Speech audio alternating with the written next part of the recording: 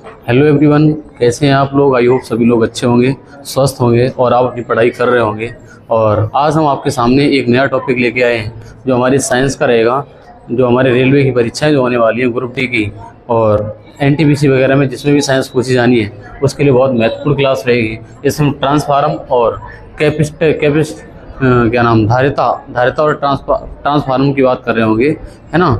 और इन दोनों टॉपिक को आज कंप्लीट करते हैं। इससे बनने वाले सभी महत्वपूर्ण क्वेश्चन आपको कराने वाले हैं। और अगर आप हमारे साथ पहली बार जुड़े तो हमारे साथ टेलीग्राम पे भी जुड़ सकते हैं। टेलीग्राम का नाम ग्रेट क्लासेस ऑफिशियल है। वहाँ से चैनल को सब्सक्राइब करके हमारे साथ सभी इस पीडीएफ को भी एक्सेस कर पाएंगे जो इसकी पीडीएफ जाती हैं।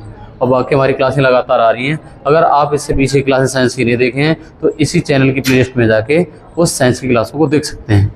आइए मेरे भाई शुरू करते हैं। आज का हमारा टॉपिक रहेगा ट्रांसफार्मर और धारिता। हेडिंग डालिए सभी लोग, ट्रांसफार्मर।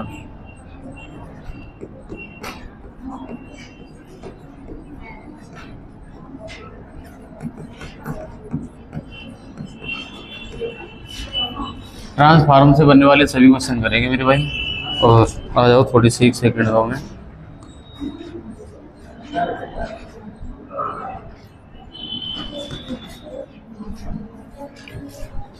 अगर हम ट्रांसफार्मर से बनने वाले की बात करें तो ट्रांसफार्मर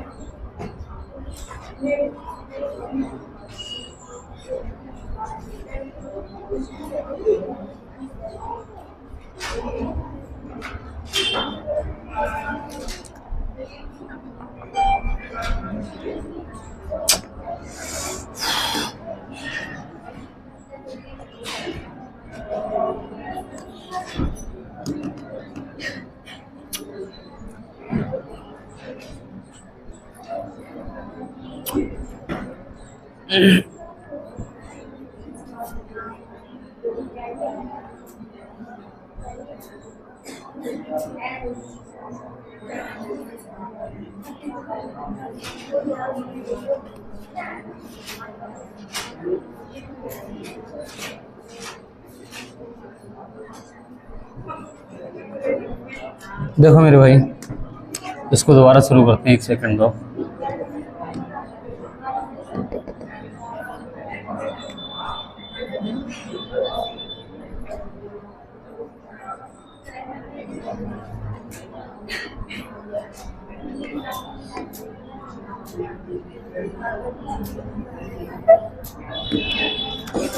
मैंने कहा मेरे भाई ट्रांसफार्मर दो प्रकार के होते हैं। ट्रांसफार्मर दो प्रकार के होते हैं, एक होता है स्टेप अप, एक होता है स्टेप डाउन। और एक होता है बेटा स्टेप डाउन।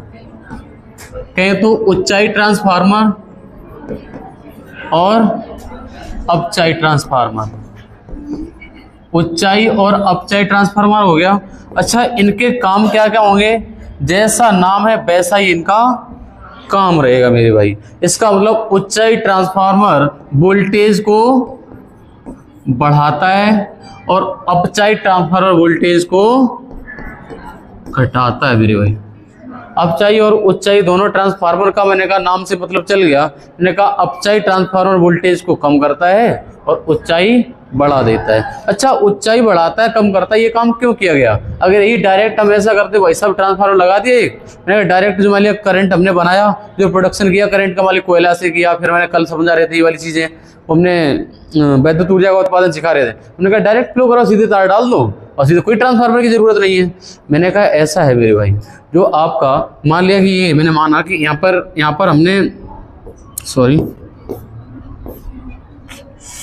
क्या हो गया इसमें, एक सेकंड दो। मैंने कहा मान लिया कि यहां से मैंने ये मान लिया जगह हरिद्वार, ये मैंने कह दिया ये बेटा हरिद्वार है। और हरिद्वार से मैंने ऊर्जा का उत्पादन कर लिया। जो मैंने करंट है, ये करंट का उत्पादन कर लिया, ये 2 वायर निकाल दिए। ये 2 वायर निकाल के मैंने यहाँ पे दिल्ली में उतार ली वाली लाइन। अगर यहाँ से वोल्टेज जो निकला है, जो यहाँ से करंट जा रहा है ना, तो आप कहेंगे ये तो सर यहाँ से यहाँ तक आने में जो हमारे तार होंगे वो H बराबर I² RT है ना। तो आप कहेंगे तब सब तार बहुत हीट हो जाएंगे यहाँ से यहाँ तक आने में। जितनी ज़्यादा ऊर्जा बहेगी, H डायरेक्टली प्रोपोर्शनल होता है I² के, मैंने पढ़ा है। अगर करंट जहाँ से प्रोडक्शन किया है उतना ही सब सप्लाई कर दिया जाए तो यहाँ तक पहुँचते पहुँचते हमारे ऊर्जा का खपत रास्ते में हो जाएगा। तार गर्म होंगे, ऊर्जा खत्म होगी। तो इसका मतलब करंट यहाँ से यहाँ तक जाने के लिए यहाँ पर मेरे भाई मैंने लगा दिया एक स्टेप अप ट्रांसफार्मर। इससे क्या होगा, और यहाँ पे लगा देंगे हम एक स्टेप डाउन। कहीं तो यहाँ पर लगा देंगे अपसाइड ट्रांसफार्मर और यहाँ पर लगा देंगे उच्चाई ट्रांसफार्मर। इससे क्या होगा, जहाँ से आपकी धारा निकल रही होगी, जहाँ से आपने करंट का प्रोडक्शन किया है, उत्पादन किया है, यहाँ से ये वाला ट्रांसफार्मर वोल्टेज कर देगा हाई। आपको P बराबर जो शक्ति है, P बराबर होता है V और I, क्या यही होता है P बराबर VI। अच्छा, P बराबर अगर VI तुम्हें पता है, इससे पूरा रिलेट करेगा ये वाला। मैंने कहा ये ट्रांसफार्मर का स्टेप अप का काम होता है। जब वोल्टेज बढ़ाता है तो करंट का मान कम से कम कर देता है। उच्चाई ट्रांसफार्मर की खासियत है, ये वोल्टेज बढ़ाएगा तो करंट कम से कम कर देगा। जितना वोल्टेज बढ़ेगा उतना ही I कम हो जाएगा। कहने जितना वोल्टेज बढ़ेगा उतना ही करंट कम हो जाएगा। कहने का मतलब ये तो उतना ही बना रहेगा। P बराबर VI की वैल्यू, जो P बराबर शक्ति होती है, जो हमारी ऊर्जा होगी, वो तो उतनी बनी रहेगी। ट्रांसफार्मर क्या कर रहा है, ऊर्जा की खपत नहीं कर रहा है, वो क्या कर रहा है, वोल्टेज बढ़ा दे रहा है और तो इसकी जो धारा है उसका मान कम कर दे रहा है। जितना बढ़ा उतना घटा। मान लिया इसको 2 गुना किया तो इसकी आधा हो गया, तो 2 गुना किया और आधा किया, मान तो वही रहा, एक ही रहा। तो हम कह रहे हैं P तो उतना ही रहता है। तो ट्रांसफार्मर से होगा क्या, बोले ऐसा काम किया क्यों, जहां से हमारे ऊर्जा का उत्पादन किया है तुमने, अगर डायरेक्ट करंट भेज देते, अगर डायरेक्ट इस वाली वायर से करंट भेज देते, करंट पहुंचता तो दिल्ली में, लेकिन वहां तक जाते जाते जो हीट हो जाते हमारे तार बहुत गर्म हो जाते, पता चलता रास्ते में ही उसकी खपत हो जाती ऊर्जा की। तो ये वाला जो H है ना, वो I के डायरेक्टली प्रोपोर्शनल है। इसको कम से कम भेजिए यहाँ से, क्योंकि आपका वोल्टेज बढ़ा दो तो करंट कम हो जाएगा। और यहाँ पे लगा दो step down. Step down transformer का मतलब क्या होता है मेरे भाई, स्टेप डाउन का मतलब होता है वोल्टेज को कम करेगा। जो यहां से वोल्टेज हाई आएगा उसको कम करेगा और यहां से धारा को बढ़ाएगा। ये बिल्कुल फिक्स है। मैंने कहा ऊर्जा का मान तो उतना ही रखना है। हमें जो करंट भेजना है यहाँ से दिल्ली, वो दिल्ली भेजते भेजते रास्ते में तार ही गर्म हो जाएंगे इतने, अगर करंट भेज देंगे डायरेक्ट, अगर ऊर्जा हो। तो मैंने कहा इसके लिए वोल्टेज को बढ़ा देता, हाई वोल्टेज जाता है इन तारों से, और हाई वोल्टेज जाने की वजह से करंट होता है कम। ये ट्रांसफार्मर का काम होता है, अगर वोल्टेज बढ़ेगा तो करंट घटेगा, अगर वोल्टेज घटेगा तो करंट बढ़ेगा। ये ट्रांसफार्मर की P उतना ही रखना होता है इसमें, जो हमारी कुल ऊर्जा का उत्पादन किया वो तो उतना ही पहुंचना वहां तक। तो मैंने कहा ये काम करता है स्टेप अप, ऊंचाई ट्रांसफार्मर वोल्टेज बढ़ाता है, करंट कम करता है। करंट कम रहेगा, अगर जितना I का मान कम रहेगा उतने ही तार कम हीट होंगे, कम गर्मी पकड़ेंगे तार, समझ पा रहे हैं। और ऐसे करके नहीं तो तार कतर भी जाएंगे ज्यादा गर्म होंगे तो इसलिए मैंने यहाँ पे स्टेप अप लगाया, यहाँ पे स्टेप डाउन लगाया। स्टेप डाउन जहाँ पे क्या वोल्टेज करेगा ये कम, वोल्टेज हाई आए यहाँ से, कहते 11,000 की वोल्टेज की लाइट आ रही है। किसमें, हमारे कहते हैं जो मेन लाइन है तो 11,000। फिर गांव में एक ट्रांसफर रखा जाता है, वो कैसा होता है, अपचाई उच्चाई, अपचाई ट्रांसफार्मर होता है। मतलब हाई वोल्टेज को लो वोल्टेज में कर देता है, समझ पा रहे हो। मतलब 11,000 वाले को 220 पे ले आता है वो तुरंत।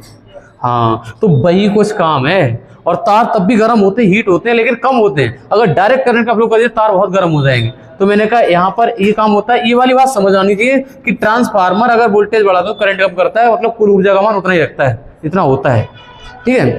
अच्छा, इधर इस वाले को हम अगर मिटा दें तो आप ये कहेंगे कि इस वाले में अपचाई और उच्चाई में पढ़ना क्या है हमें अल्टीमेट। तो हमें पढ़ना ये है कि जो हमारा उच्चाई ट्रांसफार्मर होता है, इसका काम होता है वोल्टेज को बढ़ाने का और करंट को कम करने का, हाँ, करंट को घटाने का। ये वाली बात शायद आप पहली बार पढ़ रहे होंगे, मैं ऐसा लग रहा है। अगर वोल्टेज घटाएगा तो करंट, ये वाला करंट बेटा बढ़ा देगा। इसकी जल्दी साइंस की क्लास को ओवर करते हैं, बहुत जल्दी समझाते हैं और आप लोग अब समझते चले जाएंगे, कोई दिक्कत नहीं है ना।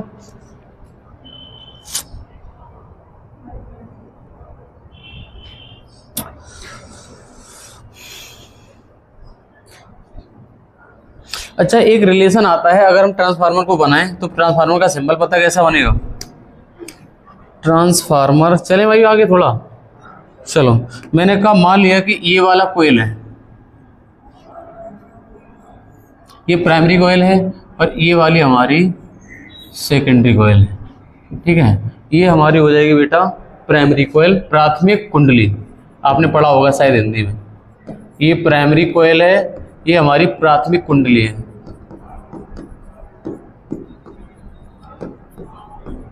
और ये हमारी सेकेंडरी कॉइल है, मतलब द्वितीय कुंडली।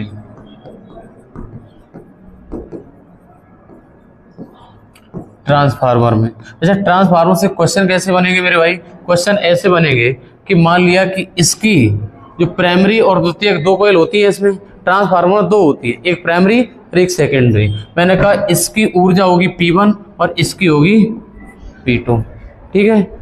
और हमारे ट्रांसफार्मर का क्या काम होता है? तो मेरे भाई आपने अभी थोड़ी देर पहले हल्का समझाने की कोशिश में यही कर रहे थे कि इन ट्रांसफार्मर क्या होता है? इन ट्रांसफार्मर में ये होता है कि मेरे भाई जो P बराबर VI लिखा जाता है, जो फॉर्मूला होता है ट्रांसफार्मर का काम है, अगर B बढ़ाओगे तो I कम हो जाएगा उतना ही, जितना I बढ़ाओगे उतना ही B कम हो जाएगा। कहने का मतलब P कैसा रहेगा, मतलब P तो नियत रखना है भाई। ट्रांसफार्मर का काम है P जो हमारा शक्ति है ना, पावर, इलेक्ट्रिक पावर, जो हमारी वैद्युत शक्ति है, उसको उतना ही रखना है। चाहे B को बढ़ाओ तो I को घटाओ, B को घटाओ तो I को बढ़ाओ, सही है। ये B नियत रखेगा तो हम ये कहेंगे, अगर इसमें प्राइमरी और सेकेंडरी कॉइल लगी होती ट्रांसफार्मर में तो हम ये नहीं कहेंगे P1 बराबर होगा P2 के, मतलब P तो समान रहना है, तो P बराबर होता है B और I, P1 और I1 बराबर V2 I2। समझ में आ रहा है? हम रिलेशन लिखाने जा रहे हैं, यहाँ से क्वेश्चन बनते हैं कुछ। हमने कहा कि V1 upon V2 equal to I2 upon I1। इन दो फॉर्मूलों को एक बॉक्स में बंद कर लेना मेरे भाई, दोनों इंपोर्टेंट है, एक तो ये वाला और एक ये वाला। क्या बात सभी को समझ में आ गई है बताओ? ये मैंने ये वाले से बहुत अच्छा समझ में आया होगा आपको कि वो हमारा ट्रांसफार्मर का काम होता है कि वैद्युत शक्ति को नियत रखना है, मतलब उतना ही रखना है। वोल्टेज को बढ़ाओ तो करंट को घटाओ, वोल्टेज को घटाओ तो करंट को बढ़ाओ, तो उसको फिक्स रखना है। तो मैंने कहा दोनों की P1 और P2 बराबर होंगे। अगर प्राइमरी कॉइल में हमारी वैद्युत शक्ति P1 है तो सेकेंडरी में P2 जो कि बराबर होंगे, आपस में बराबर होंगे। तो ये लो, ये रिलेशन से इसको डायरेक्ट क्वेश्चन आते हैं। अभी क्वेश्चन करवाएंगे आपको। इस वाले को उतारते ही आपके सामने एक क्वेश्चन आ रहा है, बहुत बेहतरीन, मजा आ जाएगा अल्टीमेट आपको। देखो इसको उतार लिया सभी लोगों ने। जितनी जल्दी उतार लोगे उतनी जल्दी आप क्वेश्चन और ज्यादा कर पाओगे, जो हम क्वेश्चन आगे लगाने वाले हैं।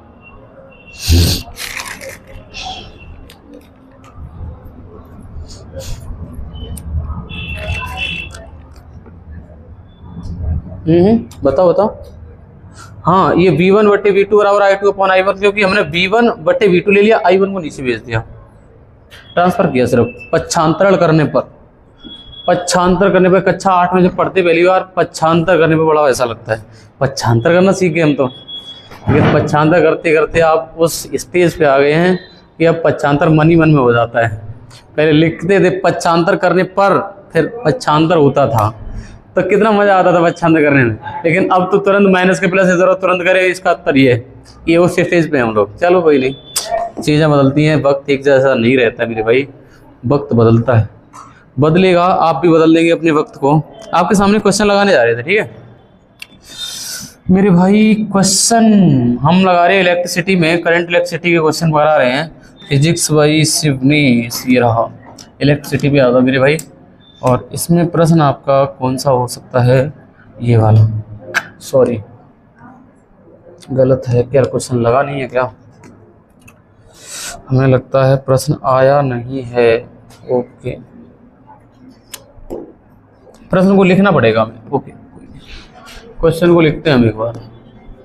प्रश्न हमारा कुछ इस प्रकार है, 220 वोल्ट की लाइन पर 220 वोल्ट की लाइन पर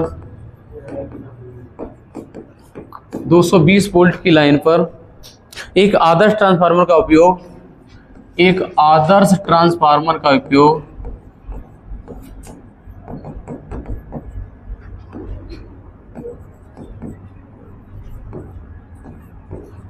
एक आदर्श ट्रांसफार्मर का उपयोग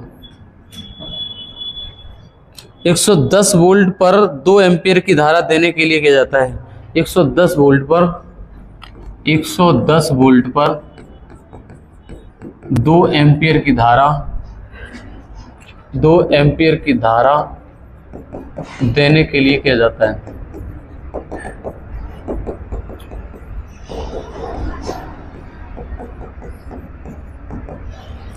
है। इस ट्रांसफार्मर की प्राथमिक कुंडली में बहने वाली धारा, इस ट्रांसफार्मर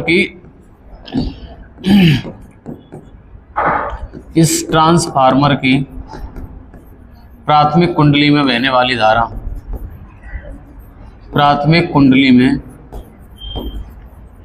बहने वाली धारा ज्ञात कीजिए।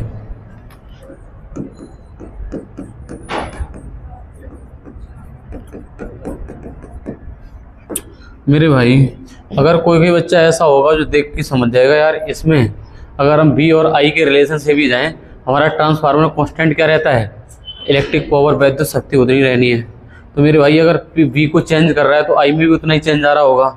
बताओ, ऐसे ही ओरली उत्तर दोगे या फॉर्मूला लगा के उत्तर दोगे? बताओ।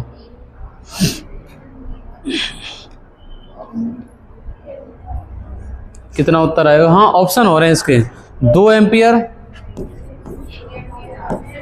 B option 4.4 ampere, C option 1 ampere, D option है मेरे भाई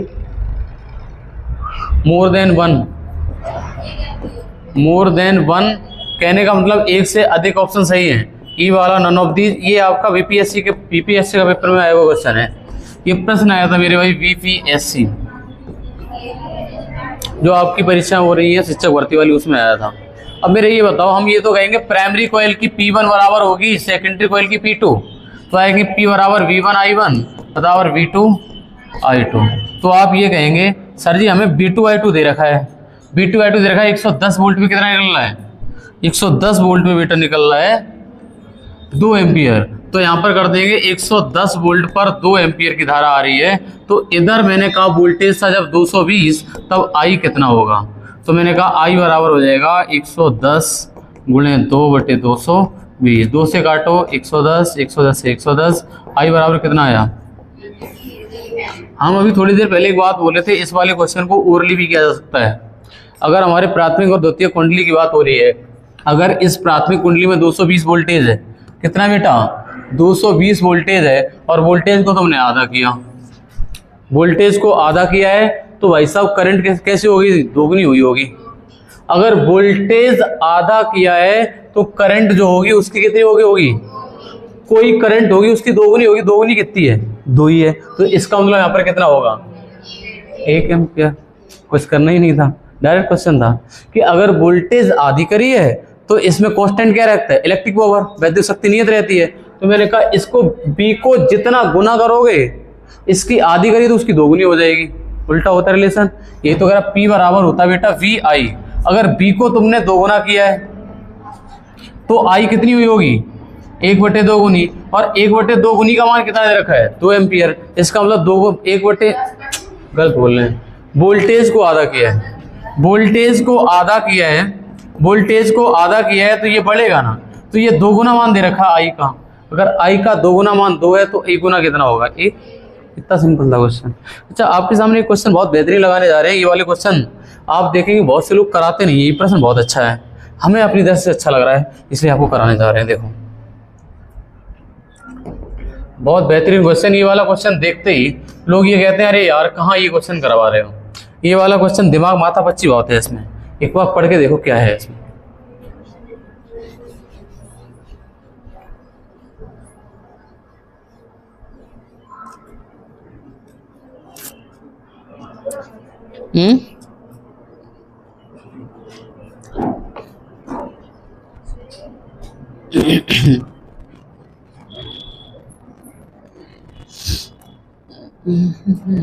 वैद्युत लैंप द्वारा क्या पूछा गया है?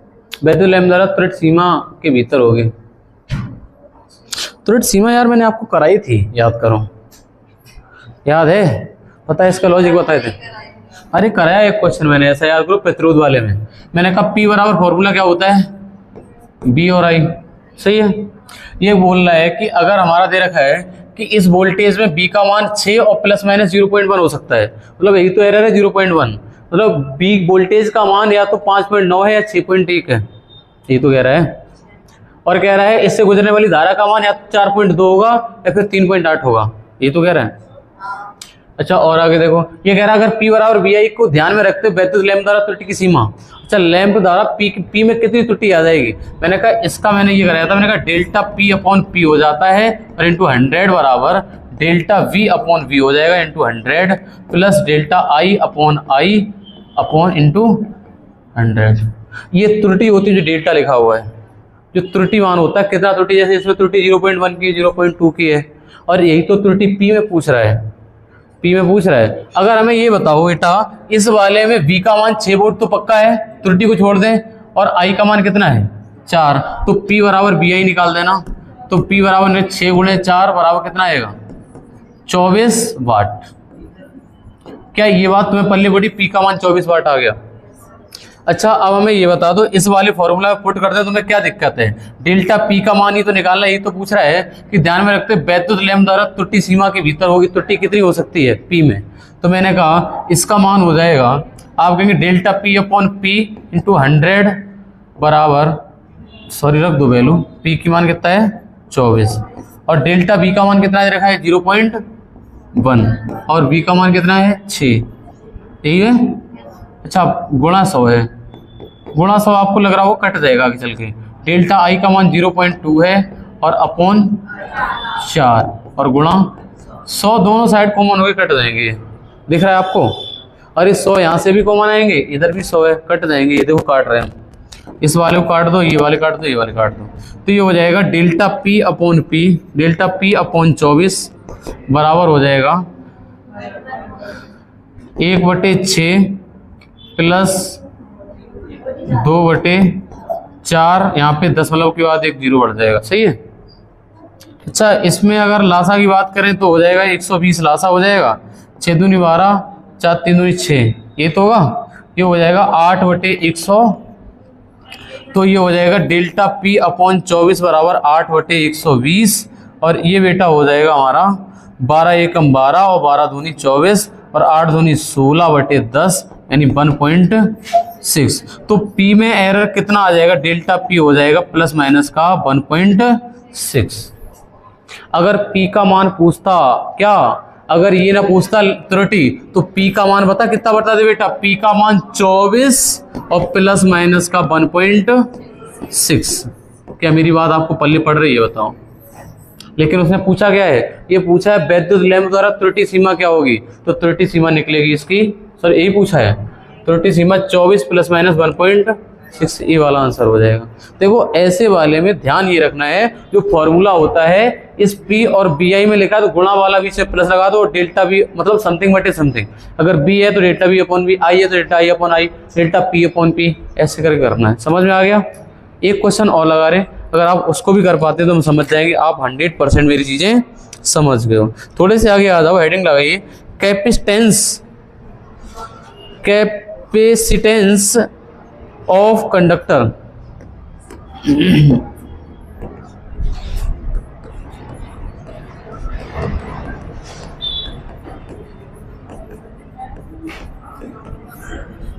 कहें तो हिंदी में हो जाएगा चालक की धारिता। चालक की धारिता की बात कर रहे होंगे बेटा। ये चालक की धारिता क्या होती है, कहां से आ गया नया।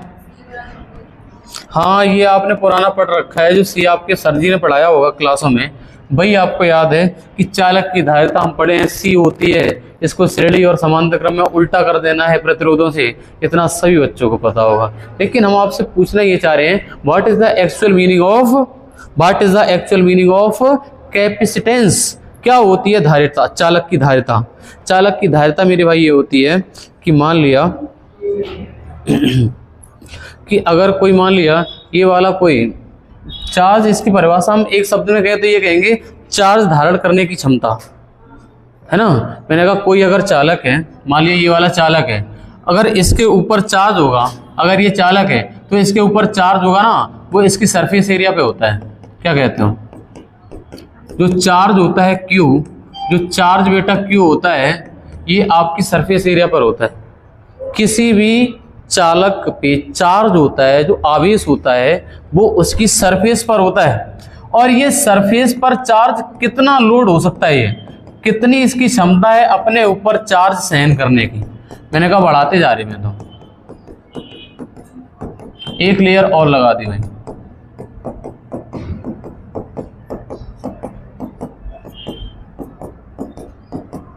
क्या आपको कुछ समझ में आ रहा है हम कर क्या रहे हैं? आपको लग रहा होगा सर जी प्लस प्लस लगा रहे और क्या मतलब है इसमें। मैंने परिभाषा एक बोली अभी, मैंने कहा चार्ज धारण करने की क्षमता, चार्ज धारण करने की क्षमता ही चालक की धारिता कहलाती है। क्या कहें?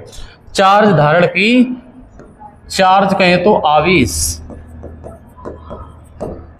आवेश धारण करने की क्षमता,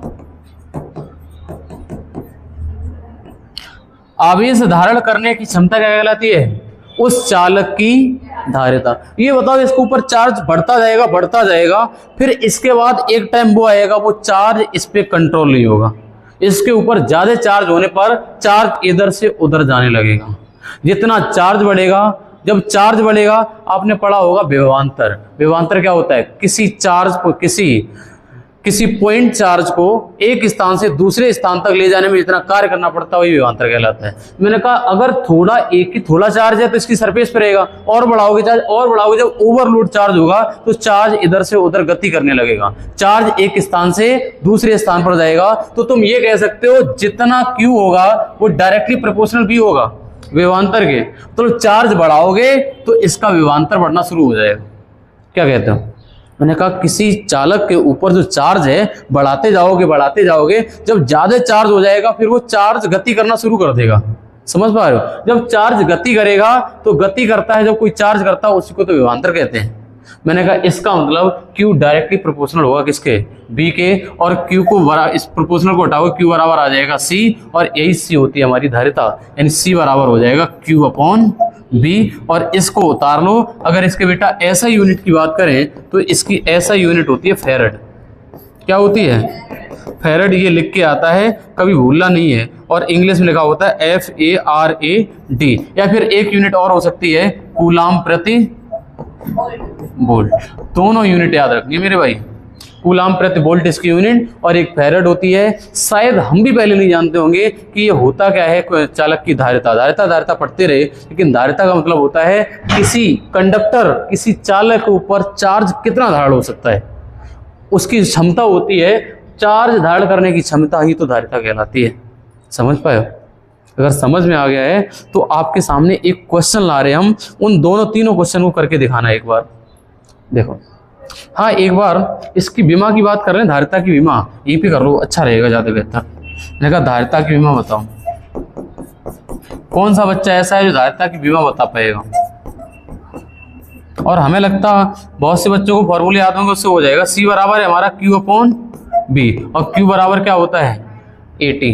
Q की विमा होती Q बराबर IT होता है, और बटे हो जाएगा B बराबर W अपॉन Q होता है। क्या यही तो होता है? हम वहां पे ले जा रहे हैं जहां से इसका विमा बना सकते हैं, और आप कहेंगे Q ऊपर जाएगा, Q बराबर ही तो IT होता है बेटा। क्या कहते हो? ये इसको IT लिखते हैं, ये ऊपर जाएगा तो हो जाएगा IT का होल स्क्वायर अपॉन W, और I की होती है AT विमा A स्क्वायर T स्क्वायर, और W की होती है ML स्क्वायर T इनवर्स 2। आपको कार्य की विमा और बल की विमा याद करवाई थी, है ना?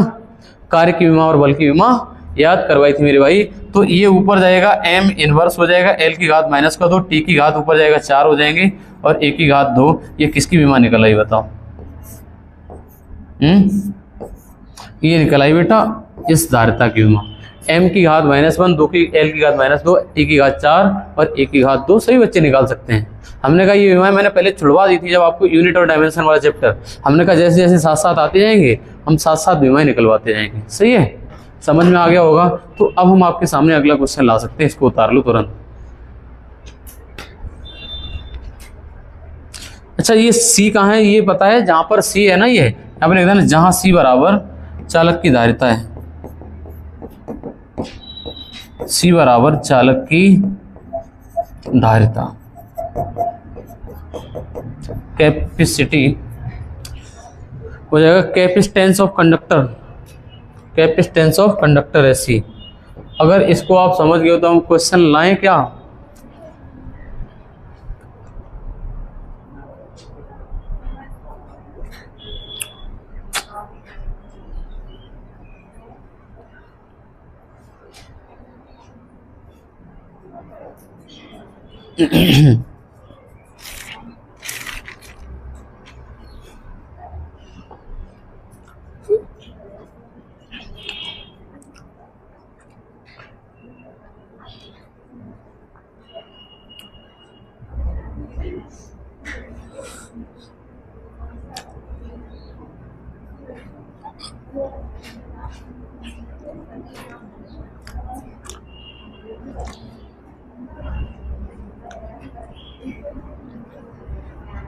चलें भाई आगे।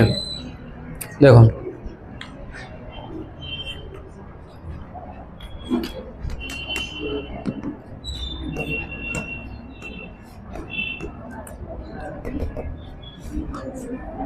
सभी लोग इस साइड ध्यान दीजिए, इस प्रश्न को करने का प्रयास करिए।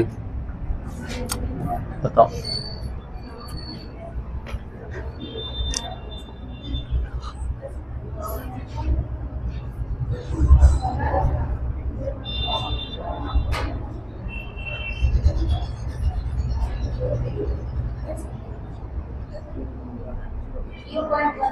जीरो पॉइंट वन आएगा। अच्छा करके देखें मेरे भाई। आप कहेंगे इस वाले में दिया क्या है, किसी संधारित्र का P बराबर दे रखा है 10 वोल्ट और Q बराबर दे रखा है 1 कूलाम, तो धारिता F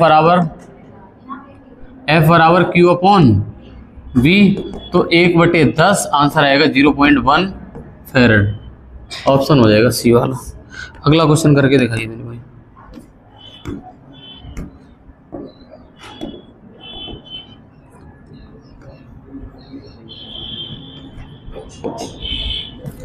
करिए भाई।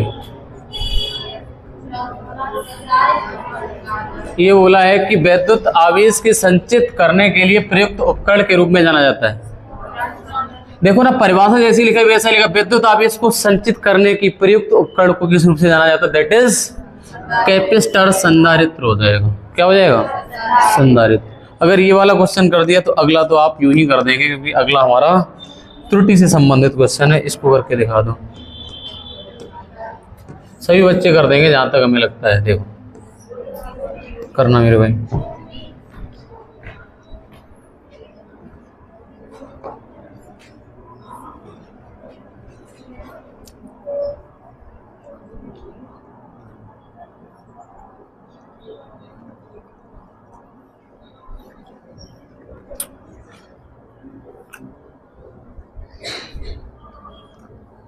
ओहो बताओ, इसमें पूछा गया आपसे, इसमें पूछ रहा है त्रुटि के भीतर संधारित्र में कुल आवेश, मतलब Q का मान पूछ रखा है आपको अल्टीमेट, है ना। तो निकाल दो। जैसे अभी एक क्वेश्चन कराया था, कौन सा, P बराबर VI से कराया था, वैसे कर दो। ये वाला बिल्कुल डिक्टो सेम है, उससे बिल्कुल भी अलग नहीं है मेरे भाई। आपको थोड़ा सा टाइम दे रहे हैं, फिर हम कर रहे हैं इसको।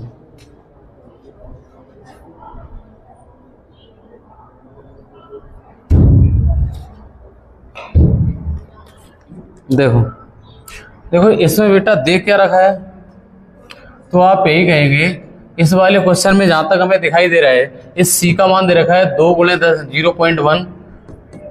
0.1 माइक्रोफैरेड दे रखा है। माइक्रोफैरेड का होता है ये 10⁻⁶ कर दें, कोई दिक्कत किसी को? 10⁻⁶ फैरेड। पिको होता है 10⁻⁻12 पिको। और B बराबर दे रखा है 20 ± 0.5। पूछ कह रहा है चार्ज के। हमने कहा ये बताओ, ये हमारा Q बराबर क्या होता है? CV। तो delta Q upon Q into 100 बराबर हो जाएगी। 100 कट जाते हो, बाद में चाहे तो काट सकते हैं, जब कोई वैसा आता है तो नहीं करते हैं। अब इसमें उसमें कट जाएगा। देखो delta C upon C into 100 plus delta V upon V into 100। अच्छा ये बात हर बच्चे को समझ में आ रही है कि जो हमारा डेल्टा Q होगा, ये डेल्टा Q का मान कितना होगा? यहाँ पर Q बराबर होता है CV, तो C का मान है 2 और B का मान है 20, तो 20 दूनी कितना आया? 40 कूलम।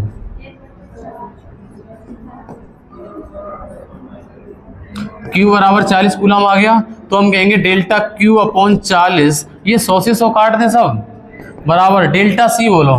डेल्टा C है 0.1 इंटू 10⁻⁻⁶ अपॉन C का मान है 2 × 10⁻⁻⁶।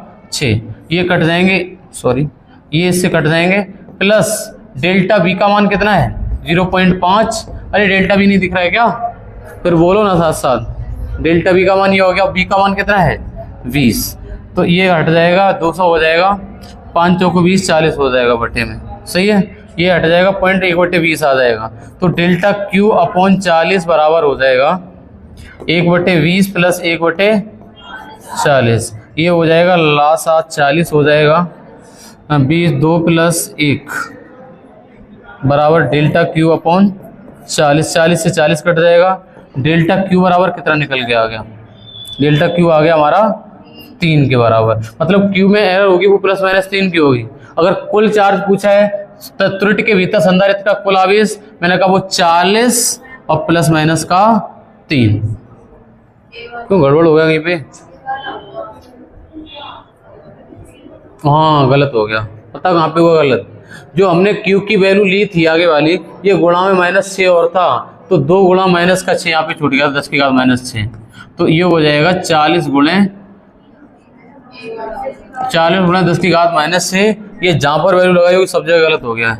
10 की घात -6, 10 की घात -6, 10 की घात -6, और आंसर आएगा 3 गुणे 10 की घात -6, सही है। बाकी सब जगह ठीक है ना। अच्छा इसका मान कितना आया, ये 40 गुणे ये हो गया, देखो 40 गुणे 10 की घात -6, और त्रुटि कितनी आ गई है 3 गुणे 10 की घात -6, 3 गुणे 10 की घात -6, ये कूलाम में आएगी, और -6 कॉमन ले लो, 40 ± का 3 और 10 की घात -6 कूलाम, ये हो जाएगा इतना ही दे रखा है शायद, क्यू का मान यही होगा, सही है। इसका आंसर हो जाएगा ऑप्शन नंबर ए वाला। आपको ये वाले क्वेश्चन समझ में नहीं आ रहे, ये वाले त्रुटि वाले बड़े आसान बनेगा, 2-3 क्वेश्चन हो गए, अब तो समझ में आ जाना चाहिए भाई। हमारे यही सारी है अपनी कंपटीशन का कि अगर दूसरे क्वेश्चन समझ में आ गया तो फिर भूलना नहीं है उसको। जैसे इस टाइप का जब भी क्वेश्चन आए ना, ये वो प्रश्न है, तुम्हें यकीन बता रहे हैं, सब बच्चे तैयारी कर रहे हो ना, सबको दे दो, जो लाखों की भीड़ जा रही है, 30-40 लाख की भीड़ है, एनटीपीसी में 1 करोड़ की भीड़ हो गई है, एनटीपीसी ग्रेजुएट और अंडर ग्रेजुएट की 1 करोड़ की भीड़ है। 1 करोड़ में दे दी ये वाला क्वेश्चन, कितने करोड़ कर पाएंगे, 1 करोड़ में कितने लाख कर पाएंगे, मुश्किल से 1 लाख कर पाएंगे बच्चे ये वाला क्वेश्चन, बहुत कम कर पाएंगे। ये वाला क्वेश्चन है ज्यादा कुछ नहीं, अगर पढ़े हो तो कर दोगे, अगर तुम भी नहीं पढ़ते तो तुम भी नहीं कर पाते भाई, गारंटी है नहीं हो पाता ये वाला क्वेश्चन। हमें खुद अजीब सा लगता था पहले। आओ मेरे भैया आप हेडिंग डालिए, समांतर प्लेट संधारित्र, समांतर प्लेट संधारित्र। बातें ना करो,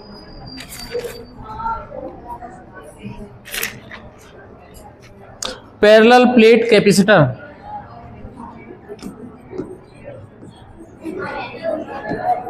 इसको करा दें। पैरेलल प्लेट कैपेसिटर 2 प्लेटें बना दो मेरे भाई।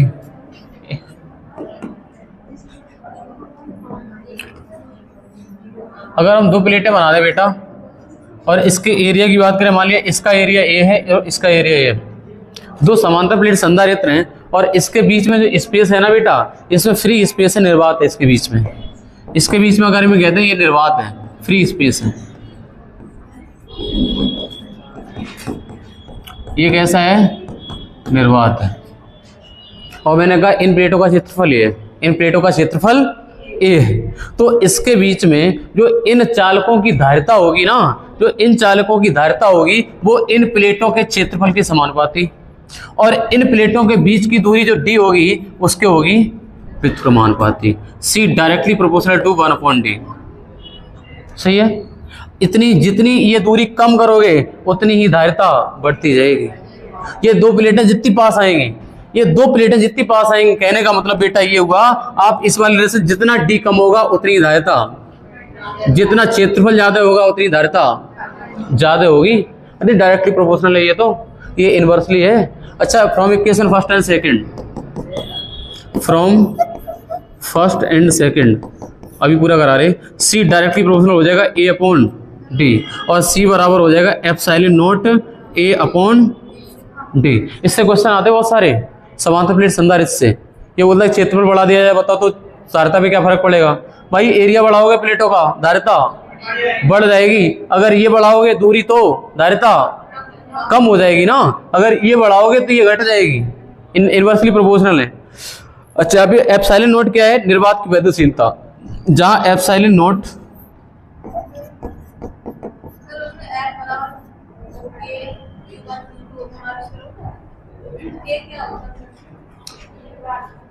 वो मैंने बताया था, वो कांस्टेंट लगा था शायद, के कांस्टेंट लगा, के की वैल्यू 1/4 पाई एप्सिलॉन नोट थी, याद आ गया हमें। 1/4 पाई एप्सिलॉन नोट वो उसका कांस्टेंट का मान था, ये वाला मान फिक्स रहता है। और एप्सिलॉन नोट थी क्या थी? वैद्यशीलता थी वहां पर भी है? के को ये तो कांस्टेंट नियतांक होता है, जब प्रोपोर्शनल हटाया उसके बदले में आया के का, वो इसमें आएगा जो आप बता रही हो, वो आने वाला। आपने 12th में पढ़ा होगा, वो ध्यान आ रहा होगा। के की जगह बन आएगा एक जगह, सही कह रही हो, याद है हमें। हाँ, वो निर्वात में होता है, के का मान बन लिया जाता है, जैसे निर्वात वगैरह होता है उसमें लिया जाता है।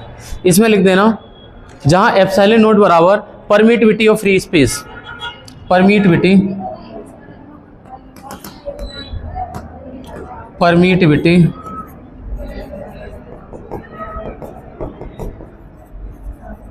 ऑफ फ्री स्पेस,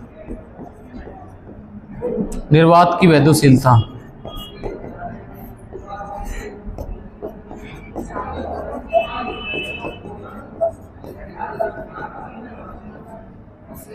निर्वात की वैद्यशीलता है एप्सिलॉन नॉट। अच्छा, अब इसकी परिभाषा लिख लो। यदि समांतर संधारित्र की धारिता प्लेटों के क्षेत्रफल किसी समांतर संधारित्र की धारिता किसी समांतर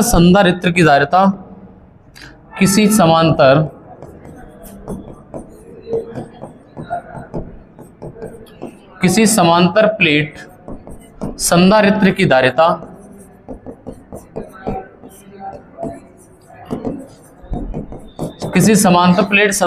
धारिता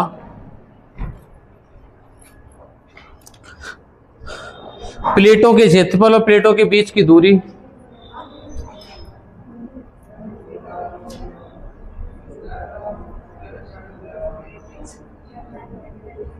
प्लेटों के क्षेत्रफल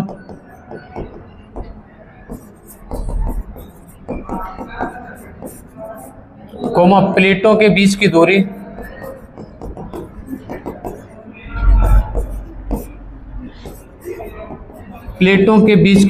और प्लेटों के बीच माध्यम और प्लेटों के मध्य उपस्थित माध्यम और प्लेटों के मध्य उपस्थित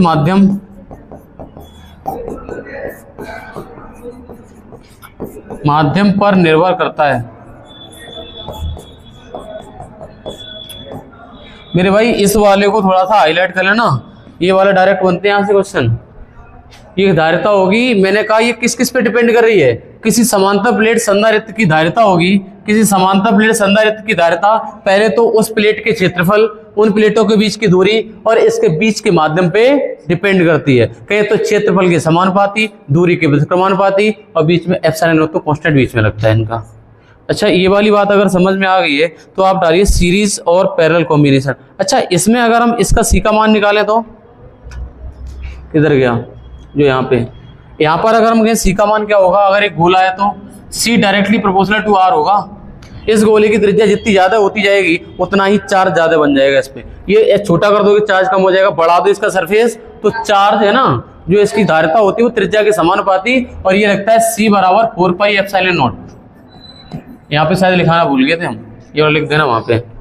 यहाँ पर धारिता अगर निकालना चाहें तो सी बराबर 4 पाई एप्सिलॉन नॉट और इंटू आर। और आपने इंटर की क्लास में बेटा पढ़ा होगा, मैं पता है, सी बराबर 1/9 गुणा 10 की घात 9 और इंटू आर। लेकिन आप ये वाला याद रखो ऊपर वाला, अरे 1/4 पाई एप्सिलॉन नॉट का मान होता है कितना? 9 गुणे, तो ये डायरेक्ट लिखा 4 पाई एप्सिलॉन नॉट तो 1/2 पहुंच जाएगा 9 गुणे 10 की घात 9। समझ में आ रहा ना? इसको लिख देना वहां पे। आगे आ जाऊं, अब आप डालिए श्रेणी क्रम और समांतर क्रम।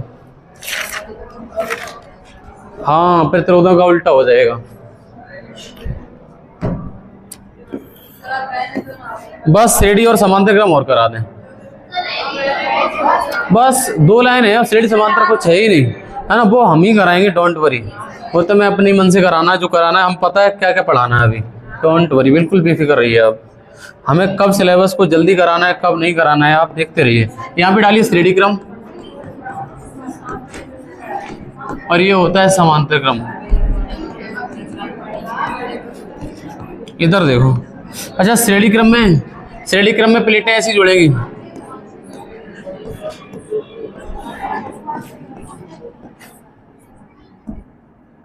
शांति से बैठिए सभी लोग, शांति का दान दें, शांति का दान नहीं दोगे तो समझ लो फिर।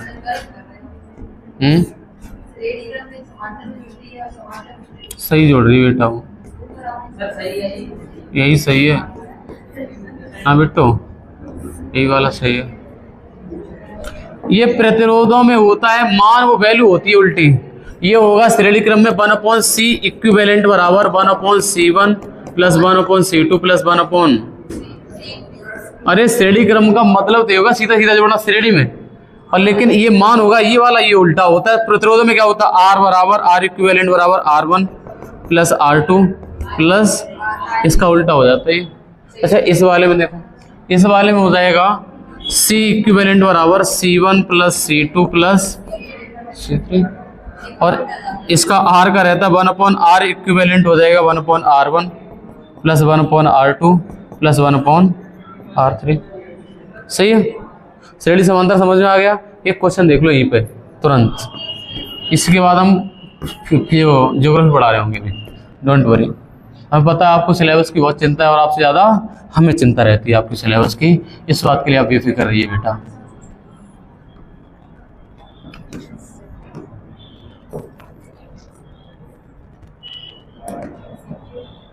एक क्वेश्चन हम आपके सामने डाल रहे हैं,